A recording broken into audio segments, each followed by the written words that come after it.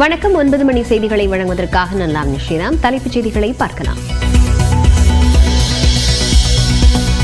அமெரிக்க பயணத்தில் 19 நிறுவனங்களுடன் 7600 கோடி ரூபாய்க்கு ஒப்பந்தம் என சென்னை திரும்பிய முதலமைச்சர் மு.க. ஸ்டாலின் பேட்டி. முதலீடு குறைவானது என கூறுவது அரசியல் என்றும் குற்றச்சாட்டு. தமிழ்நாட்டு மக்களுக்கான ஒரு சாதனை பயணமாக இந்த பயணம் அமைஞ்சிருக்குங்கிறத முதல்ல தெரிவிச்சுக்க விரும்புகிறேன்.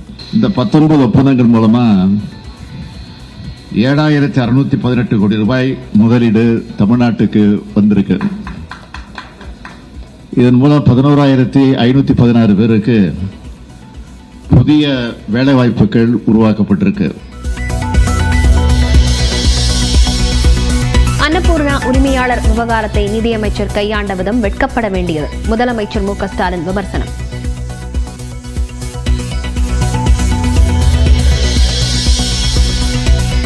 மெட்ரோ ரயில் மற்றும் கல்வி நிதி தொடர்பாக பிரதமரை சந்திப்பேன். முதலமைச்சர் மு.க. ஸ்டாலின் பேட்டி.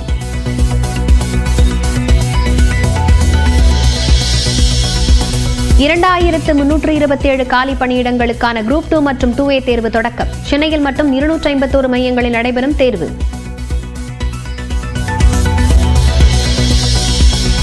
கோவையில் அன்னபூர்ணா ஹோட்டல் உரிமையாளரை மிரட்டி மன்னிப்பு வாங்கியதாக கூறுவது தவறு என பாஜக எம்எல்ஏ வானதி ஸ்ரீனிவாசன் பேட்டி. அவரே முன்வந்து மன்னிப்பு கேட்டதாகவும் விளக்கம். நான் உங்க கடைக்கு எத்தனை முறை வந்திருக்கேன் இது வரைக்கும்? இல்ல எப்பாவது உங்ககிட்ட நான் சண்டை போட்டிருக்கேனா?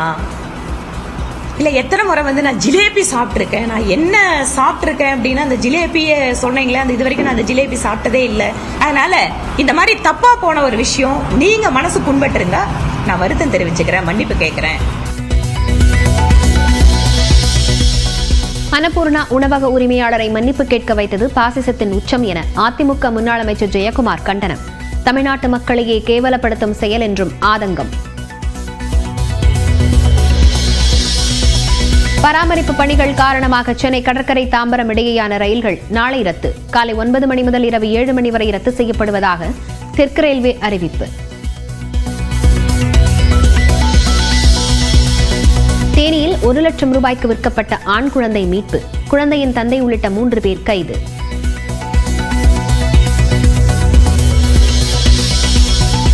சபரிமலையில் ஓணம் பண்டிகையை முன்னிட்டு கோயில் நடை திறப்பு. இன்று முதல் 21ஆம் தேதி வரை சிறப்பு பூஜைகள் நடைபெறும் என அறிவிப்பு.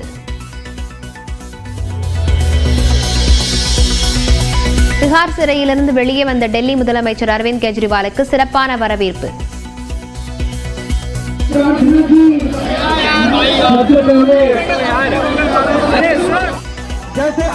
மத்திய அரசு என்ற கூண்டில் அடைக்கப்பட்ட கிளி அல்ல என்னும் வகையில் சிபிஐ செயல்பட உச்சநீதிமன்றம் அறிவுறுத்தல்.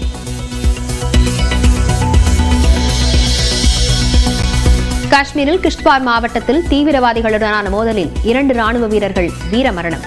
பிரதமர் மோடி தேர்தல் பிரச்சாரத்துக்காக செல்ல உள்ள நிலையில் துயரம். அமெரிக்காவிலிருந்து சென்னை திரும்பிய முதலமைச்சருக்கு வழிநெடுகிலும் உற்சாக வரவேற்பு அளிக்கப்படுகிறது. அதனை நேரடி காட்சிகளை பார்க்கலாம். விவரங்களுடன் செய்தியாளர் அபினேஷ் இணைந்திருக்கிறார். அபினேஷ், விவரங்களை பதிவு செய்யலாம். 17 நாள் அமெரிக்க பயணத்தை முடித்துக் கொண்டு முதலமைச்சர் மு.க. ஸ்டாலின் இன்று காலை சென்னை திரும்பினார். 19 நிறுவனங்களோடு ஒப்பந்தம் கையெழுத்திடப்பட்டு 7618 கோடி ரூபாய்க்கான முதலீடு பெற்றதாகவும், அதே போல சுமார் 11,500 பேருக்கு இதன் மூலமாக வேலை வாய்ப்பு கிடைக்கும் என முதலமைச்சர் தெரிவித்திருந்தார். அவருடைய செய்தியாளர் சந்திப்புக்கு பிறகு தற்போது அவர் அதனுடைய இல்லம் நோக்கி புறப்பட்டு செல்லக்கூடிய வழி நெடுகில அவருக்கான திமுக தொண்டர்கள் உற்சாக வரவேற்பு அளித்து வராங்க. சென்னை விமான நிலையம் 6ஆம் எண் நுழைவு வாயிலிருந்து வெளியேறிய முதலமைச்சர் மு.க. ஸ்டாலின் தற்போது ஜிஎஸ்டி சாலையில தன்னுடைய இல்லத்துக்கு புறப்பட்டு சென்று கொண்டிருக்கிறார். அந்த 6ஆம் எண் வாயில் அருகே அங்கு கூடியிருந்த தொண்டர்கள் உற்சாகத்தோடு முதலமைச்சர் மு.க. ஸ்டாலினை வரவேற்று வராங்க. அந்த காட்சிகளை நேரடியாக பார்க்கிறோம். குறிப்பாக புத்தகங்கள், சால்வைகள் கொடுத்து அவரை உற்சாகமாக வழிநடைகளும் முதலமைச்சர் மு.க. ஸ்டாலினுக்கு திமுக தொண்டர்கள் வரவேற்று வரக்கூடிய அந்த காட்சிகளை பார்த்து வருகிறோம். 17 நாட்கள் அமெரிக்க பயணத்தில் மேற்கொள்ளப்பட்ட அந்த பயணத்துல 19 நிறுவனங்களுடன் புரிந்துணர்வு ஒப்பந்தம் என்பது கையெழுத்திடப்பட்டதாக முதலமைச்சர் மு.க. ஸ்டாலின் இந்த செய்தியாளர் சந்திப்பில் குறிப்பிட்டிருந்தார். 7618 கோடி ரூபாய்க்கான முதலீடு ஈர்க்கப்பட்டுள்ளதாகவும், அதே போல இதன் மூலமாக மொத்தம் 11,516 நபர்களுக்கு வேலை வாய்ப்பு கிடைக்கும் எனவும் அவர் குறிப்பிட்டிருக்கிறார். இந்த வெளிநாடு பயணத்தை முடித்து சென்னை திரும்பும் முதலமைச்சர் மு க ஸ்டாலினுக்கு சென்னை பழைய விமான நிலையத்திலிருந்து முதலமைச்சருக்கு உற்சாக வரவேற்பு அளிக்கப்பட்டு வருகிறது. அந்த வகையில் சென்னை பழைய விமான நிலையம் மீனம்பாக்கம் முதல் ஆலந்தூர் வரை உள்ள தேசிய நெடுஞ்சாலையில் வழி நெடுகிலும் திமுகவுடைய கட்சி கொடிகள், அதே போல முதலமைச்சருக்கான வாழ்த்து பதாகைகளை ஏந்தியபடி முதலமைச்சரை வரவேற்று வராங்க. முதலமைச்சரும் அவர்களுக்கு கை அசைத்தபடி அவருடைய வரவேற்பை ஏற்றுக்கொண்டு அவர் தன்னுடைய இல்லம் நோக்கி புறப்பட்டு சென்று கொண்டிருக்கிறார்.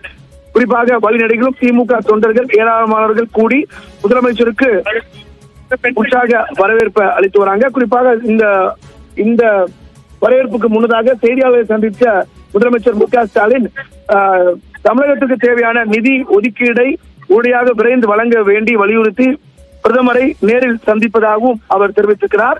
அதே போல இந்த அமெரிக்க பயணத்தின் மூலமாக கிடைக்கப்பெற்ற முதலீடுகள் குறித்த வெள்ளை அறிக்கை குறித்த கேள்விக்கும் அவர் பதிலளித்திருந்தார்.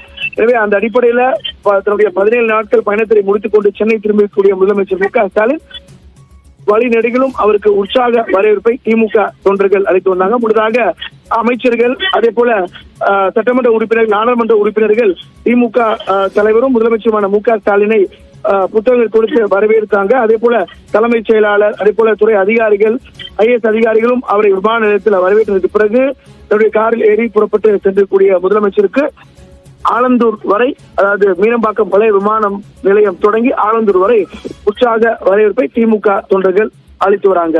லாவண்யா.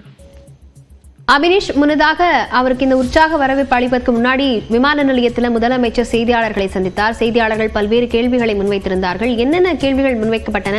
முதலமைச்சர் என்னென்ன பதில்கள் அளித்திருந்தார்? மிக முக்கியமான கேள்விகளை முதலமைச்சருக்கு முன்வைக்கப்பட்டது. குறிப்பாக இந்த முதலீடுகள் தொடர்பான வெள்ளை அறிக்கை வெளியிடப்படுமா என முதலமைச்சர் மு க ஸ்டாலினிடம் அந்த கேள்வி எழுப்பப்பட்டது. குறிப்பாக இந்த அமெரிக்க பயணத்தை பொறுத்தவரை தமிழ்நாட்டில் கடந்த 3 ஆண்டுகளாக மேற்கொள்ளப்பட்ட தொழில் முதலீடுகள் குறித்து விளக்கமாக ஏற்கனவே கூறியிருப்பதாகவும் அவர் குறிப்பிட்டிருந்தார். அதே போல மிக முக்கியமான ஒரு கேள்வியும் எழுப்பப்பட்டது.